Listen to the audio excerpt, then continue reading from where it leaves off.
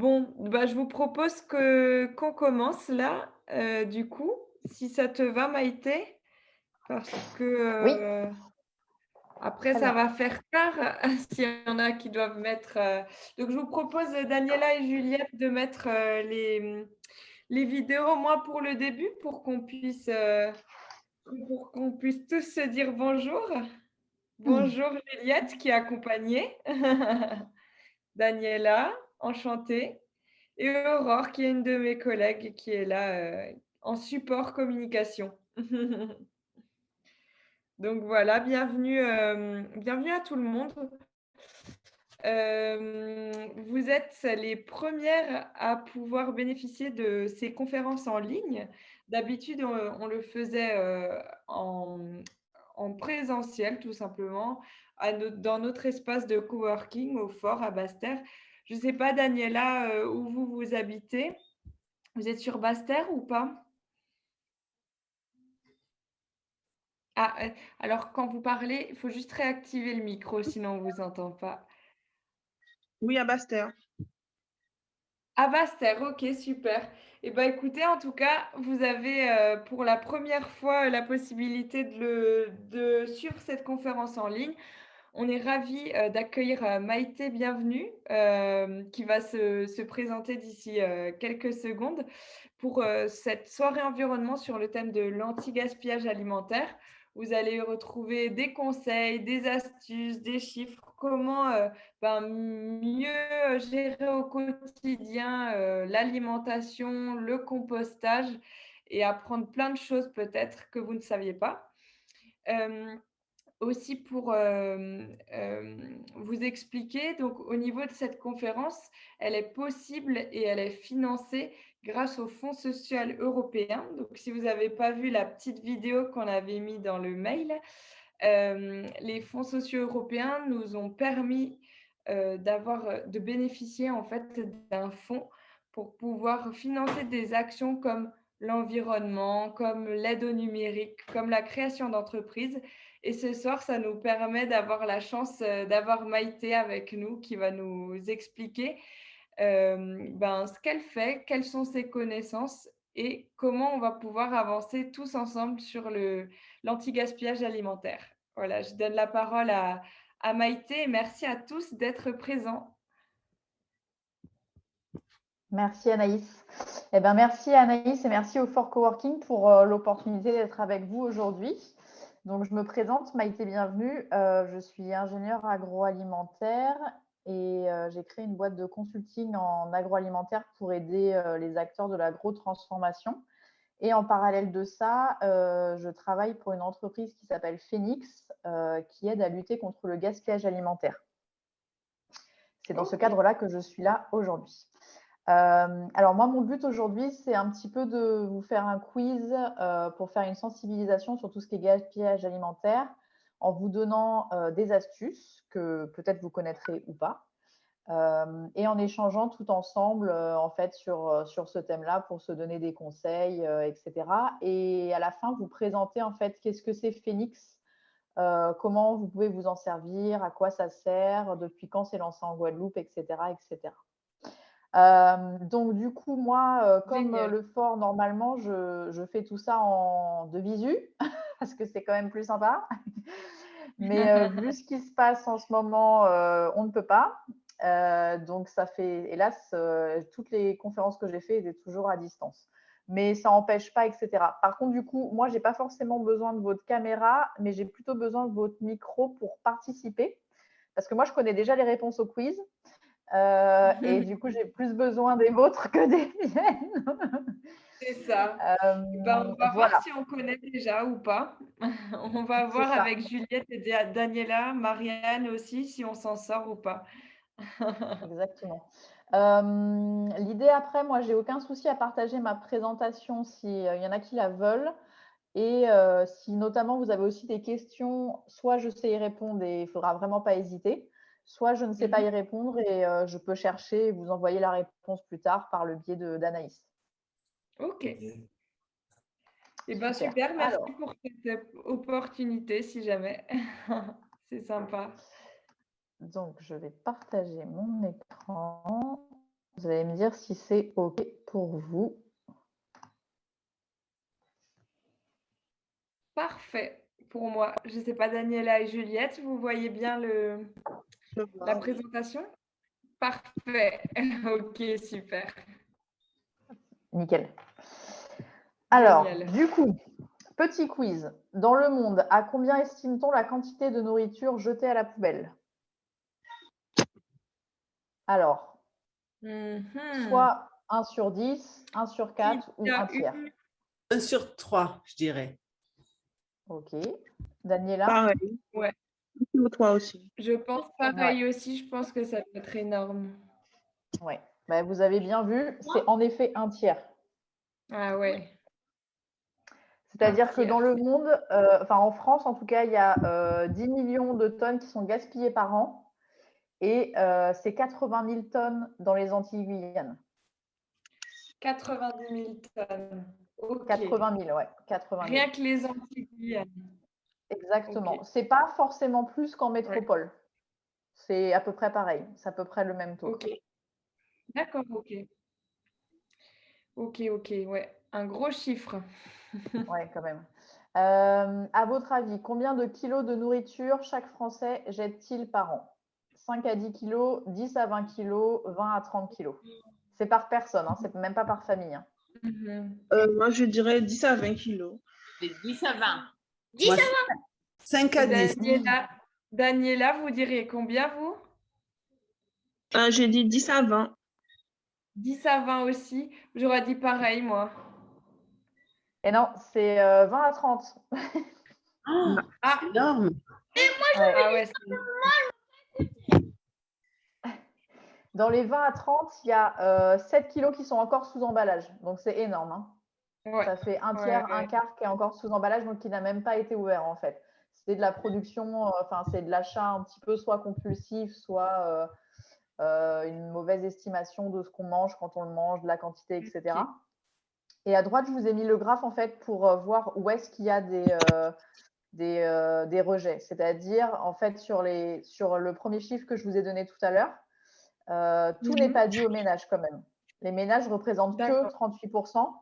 Il y a aussi tout ce qui est rejet directement en production agricole, 14% en restauration, 10% en commerce, 8% en industrie et 5% en marché. Donc moi, je vais principalement vous proposer des solutions qui sont chez vous dans les ménages, mais il y en a aussi qui existent en Guadeloupe, notamment une dans les productions agricoles. Je ne sais pas si vous connaissez Glan Market, qui est d'ailleurs la même chose que Phoenix, mais qui en plus propose des journées de glanage, c'est-à-dire d'aller récupérer de la nourriture chez les agriculteurs en fait. C'est gratuit. Ah, chez les Et c'est agriculteurs directement. Oui, j'ai Ok. déjà entendu c'est ça. parler. D'accord. Ok. Ah bah, c'est super intéressant ça de pouvoir aller directement chez les agriculteurs, effectivement. Exactement, ouais, ouais, tout à fait. Et est-ce que vous savez en restauration ce que vous pouvez faire pour éviter un petit peu le gaspillage? Je sais pas, les autres, vous avez des idées?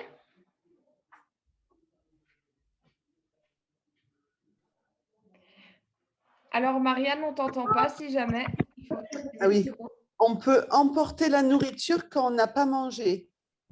Ouais. Exactement. Les doggy bags maintenant sont obligatoires. Donc, si un restaurant vous dit qu'il ne veut pas faire de doggy bag, c'est un petit peu illégal. Vous D'accord. pouvez lui dire que s'il est censé vous autoriser des doggy bags, ils sont censés vous fournir un emballage.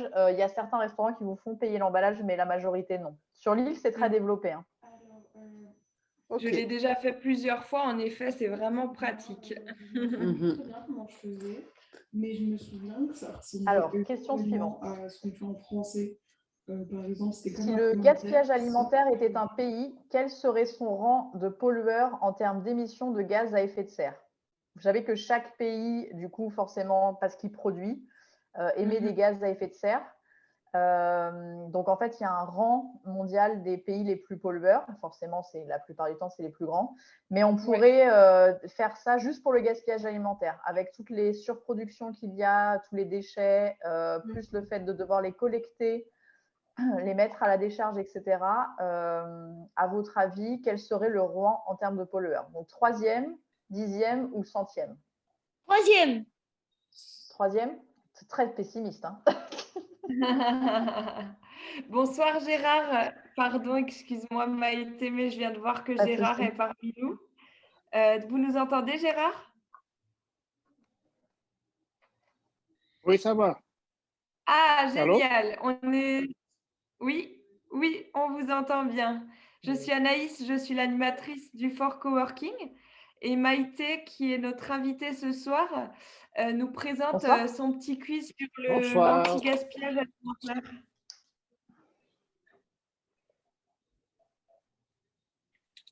N'hésitez pas à nous interrompre si ça va trop vite ou si vous ne nous entendez pas bien ou vous ne voyez pas bien. D'accord. Voilà, je laisse continuer Maïté. Et puis Ok. là, on était sur un petit quiz, donc chacun donne un peu ses réponses aux petites questions que Maïté nous pose au début. Voilà. Donc n'hésitez pas à nous donner votre avis et puis vos réponses au petit quiz. Voilà. Je redonne la parole à Maïté. Bon, alors, je dirais Du coup- 10e du coup. 10e, ok. En gros, J'aurais dit pareil, moi, 10e. Ouais, aussi. 10e aussi pour moi. Ok. Et non, je vous ai induit en erreur, mais c'est bien 3e. C'est le fils de Juliette, je pense, qui avait raison. Ah oui, et ben comme quoi. Trop Oui, fort. Et en fait, c'est derrière la Chine et les USA. Donc, ça veut dire que c'est quand même une taille Ah très ouais. conséquente. C'est énorme, en effet. Ensuite, Aïe, aïe, aïe. pour faire du pain, il faut du blé et donc de l'eau, forcément. Jeter un pain rassis équivaut à tirer une chasse d'eau, prendre une douche ou prendre un bain. Pour faire du pain, jeter un pain rassis. Alors, ça prend toute l'eau, c'est-à-dire ça prend Une l'eau douche. du blé, Ouais. ça prend l'eau de la création de la farine, de la création du pain, etc.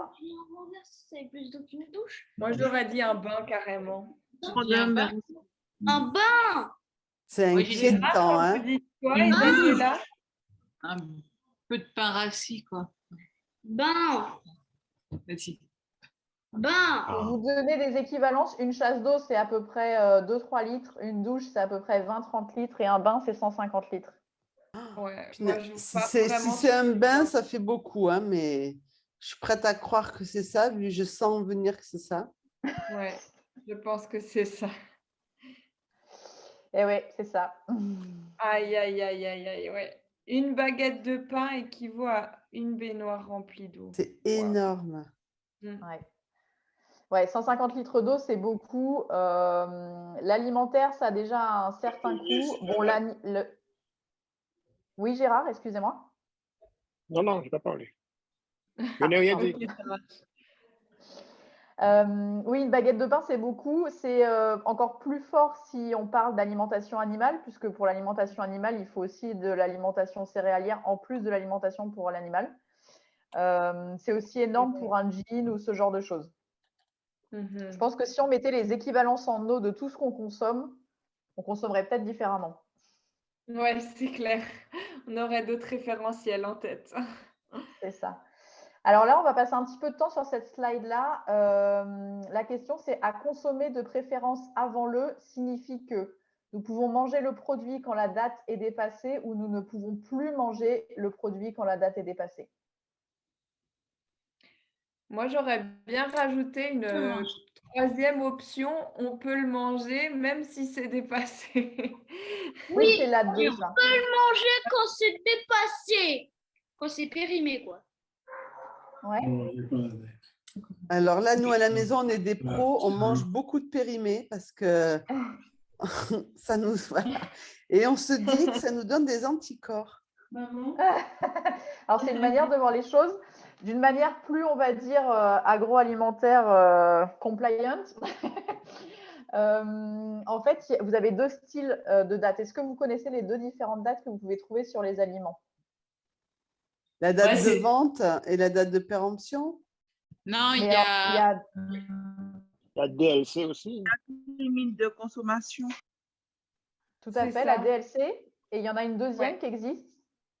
bah, le à consommer de préférence. Enfin, à Oui, consommer c'est juste. ça, Exactement. de préférence.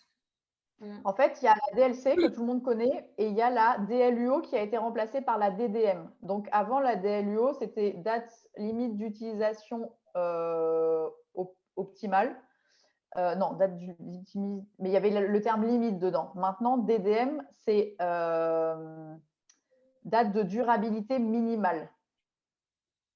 Donc, en fait, l'idée, c'est vraiment de dire que la DLC, il ne faut pas forcément dépasser. Ça va être tout ce qui est viande, tout ce qui est poisson, tout ce qui est à base de crème transformée, d'œufs transformés, ce genre de choses. Alors que la DDM, ça va être plutôt tous vos produits d'épicerie. Les œufs, nature, etc. Et donc, la plupart du temps, les produits avec une DLC se conservent au frigo et les autres, pas forcément.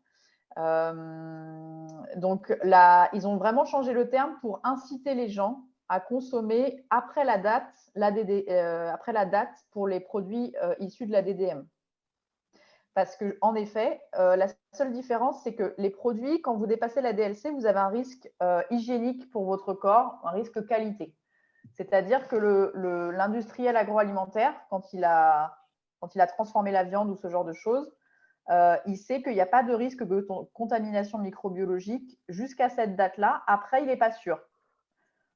Donc, peut-être qu'il ne va rien se passer, d'où la date. Mais peut-être qu'il peut se passer des choses. Donc, moi, en tant qu'ingénieur agro, je ne peux pas vous dire de manger un produit après la DLC. Par contre, après la DDM, oui, parce que là, ce n'est plus du tout un risque hygiénique ou qualité de votre santé.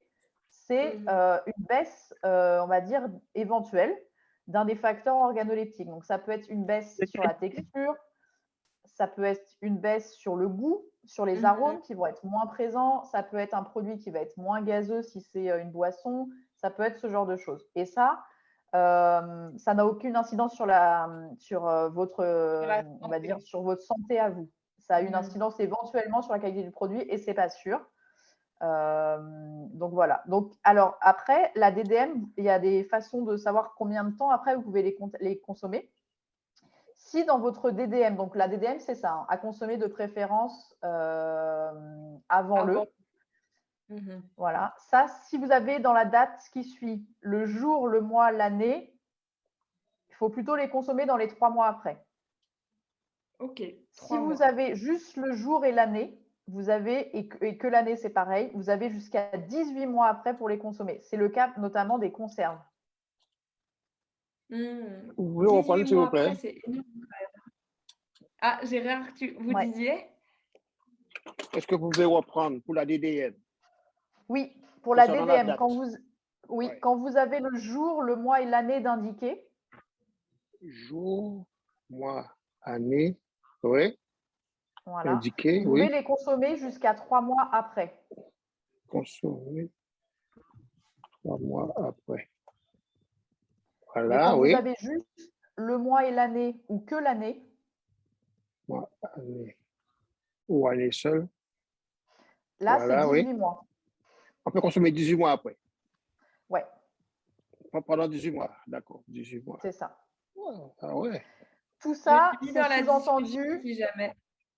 C'est sous-entendu que le stockage est fait de manière correcte. On est d'accord? Et qu'il n'y a pas de problème d'intégrité physique sur votre canette, votre capsule ou quoi que ce soit. C'est-à-dire que si la boîte de conserve elle est déformée, ça ne s'applique plus. D'accord. Donc, il faut faire quand même attention à l'état de la conserve, qu'elle soit en bon état, quoi. Voilà, mais ça c'est vrai pour tout, hein. Quand vous avez l'emballage qui a subi un changement d'intégrité, c'est pas bon, quoi. Ok, donc on ne prend pas de risque et là malheureusement on met de côté. Exactement. Okay. Merci pour ces infos. Ça c'est vraiment important parce que les gens ne connaissent pas, donc c'est vraiment vraiment important. Donc ça c'est des produits, voilà, notamment ça c'est des exemples où vous pouvez avoir une DDM, donc des produits secs. Tout ce qui est gâteau, épicerie, etc. Du lait, le chocolat, le fromage à pâte dure et des conserves et des surgelés. Et il y a même encore mieux, il y a des produits qui ne se périment jamais. Est-ce que, à part le miel qui est marqué là, vous avez des idées de quel type de produit?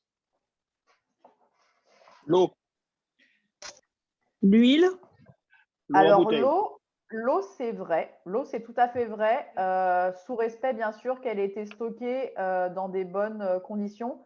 Le seul hic de l'eau, pour avoir travaillé pour Danone pendant 10 ans dans l'eau, c'est qu'on n'a quand même pas de recul de 10 ans, par exemple, sur éventuellement un impact entre le plastique et l'eau, si c'est stocké dans des conditions typiquement au soleil ou ce genre de choses.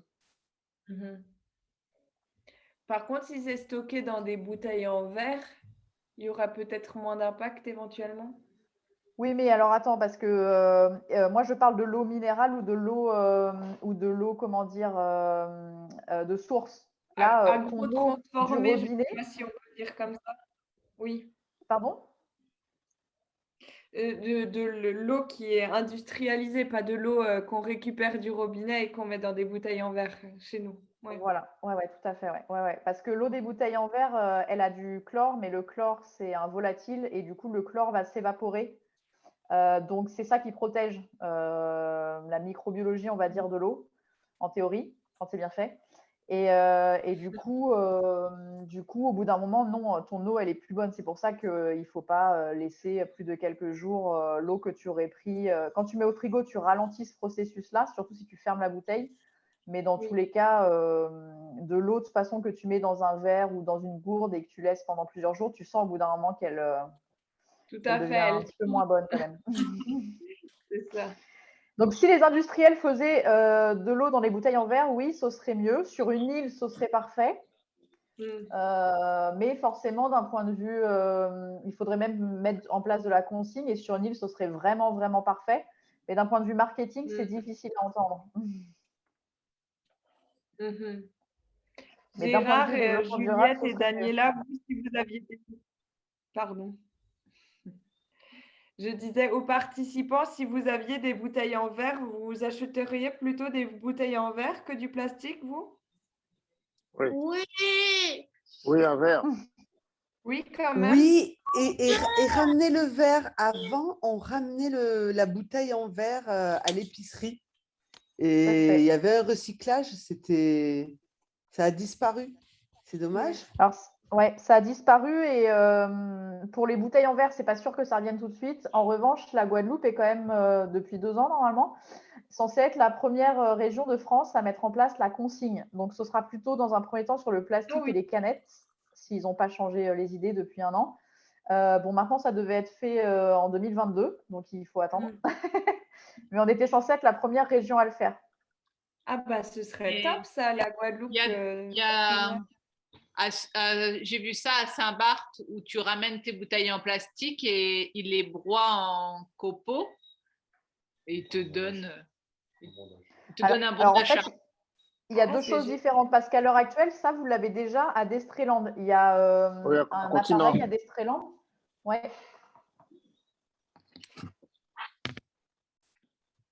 Tout à fait. À Destréland, il y a déjà un. Pardon ? Qu'est-ce qu'il y a à Continent, à Destréland, là? Il y a une un énorme… Une bande de dépôt. Voilà. Pour tes bouteilles en plastique.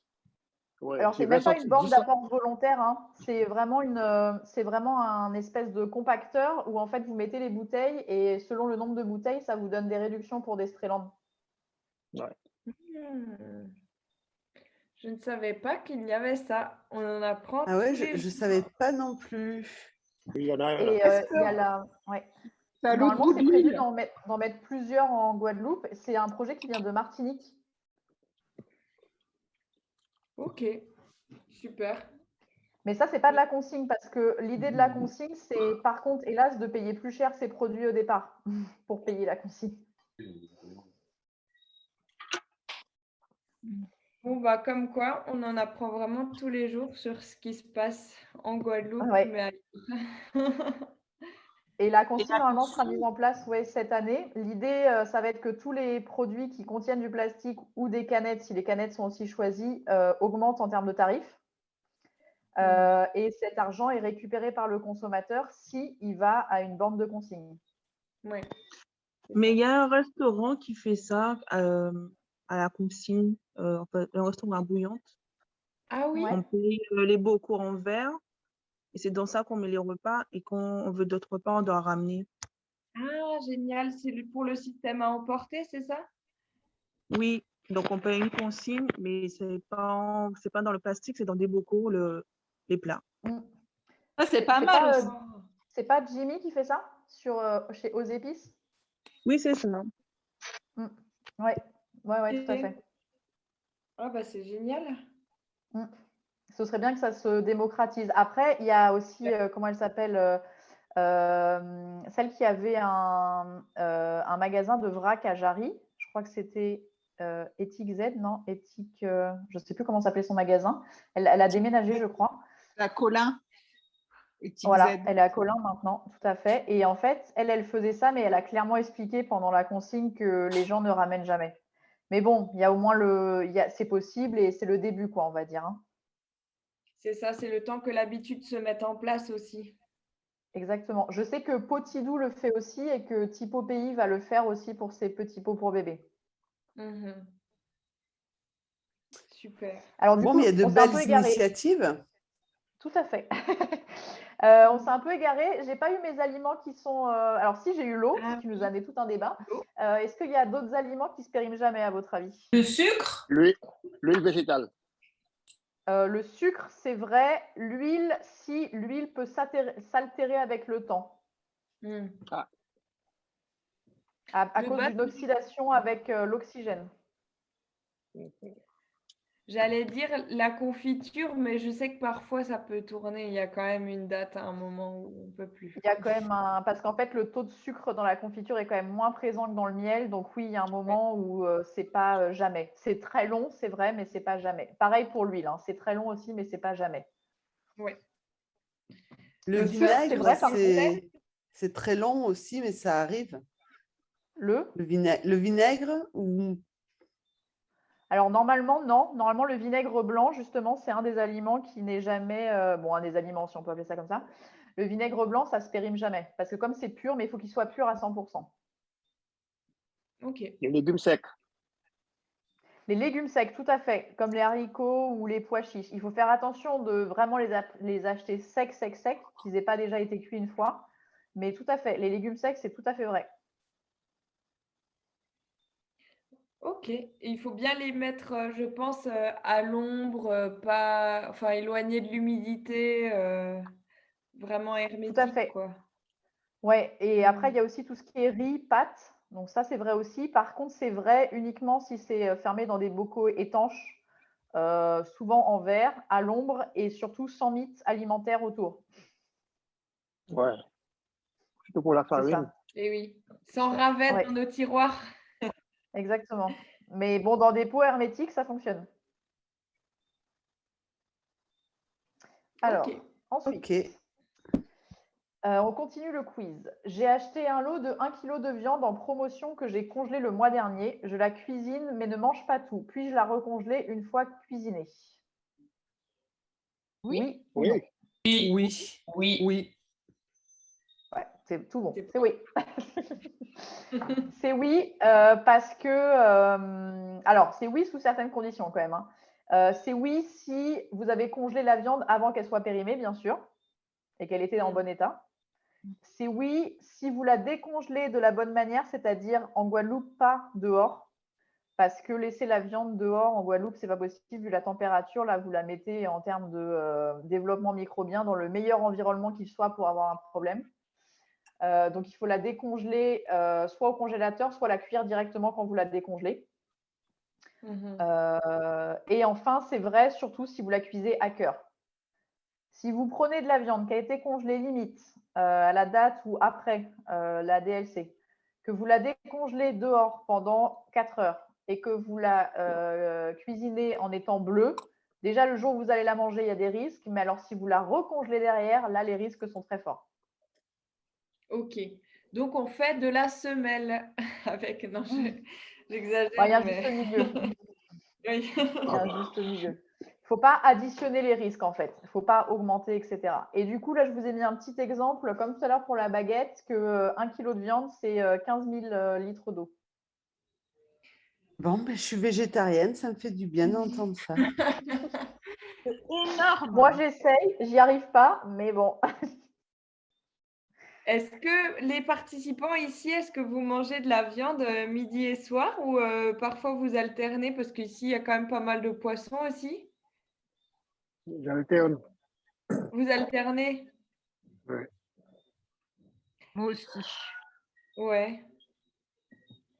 Et j'imagine que pour manger du poisson, surtout pélagique, pas d'élevage, j'imagine que c'est beaucoup moins, c'est beaucoup plus rentable en termes d'économie d'eau.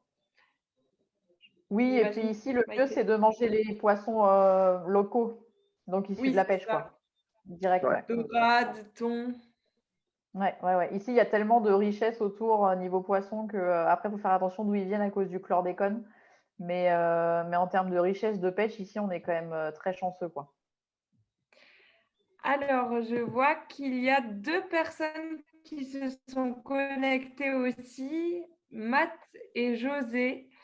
Bienvenue à vous. Je ne sais pas à quel moment vous êtes connectés, je n'ai pas vu. Je ne sais pas si vous nous entendez bien.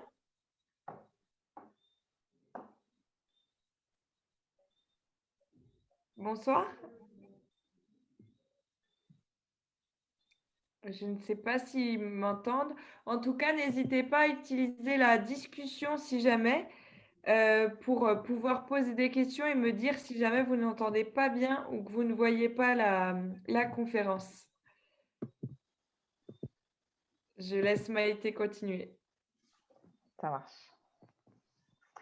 Alors, il y a un autre truc et astuce pour limiter le gaspillage de manière générale. C'est même plus que limiter le gaspillage, c'est plutôt une façon de consommer, on va dire. Et donc, avant, il y avait les 3 R, après, il y a eu les 4 R, maintenant, il y a les 5 R qui sont refuser, réduire, réutiliser, recycler et rendre à la terre. Est-ce que vous pouvez me donner des exemples des 5, donc en commençant par refuser? Qu'est-ce que ça vous inspire?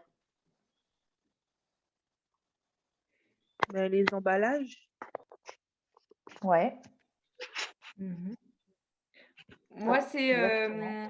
tous les goodies qu'on nous donne dans la rue quand c'est gratuit pour de la pub, genre des petits stylos. Enfin, c'est pas trop alimentaire du coup, mais tout ce Non, qui non, est mais ça marche stylo, aussi, ouais. porte-clés. Tout à fait, c'est refusé, tout à fait. Ça peut être refuser les promotions si vous n'en avez pas besoin. C'est-à-dire pour 3 paquets, pour 3 paquets achetés, le 4e offert. Si vous savez que vous allez utiliser qu'un paquet, mais que vous dites que peut-être plus tard, etc., il vaut mieux refuser en fait. C'est dire non un petit peu au marketing, refuser. Ça peut être aussi tout à fait de Ok. refuser un contenant plastique si on vous le donne. Ça peut être de refuser une paille si on vous le donne.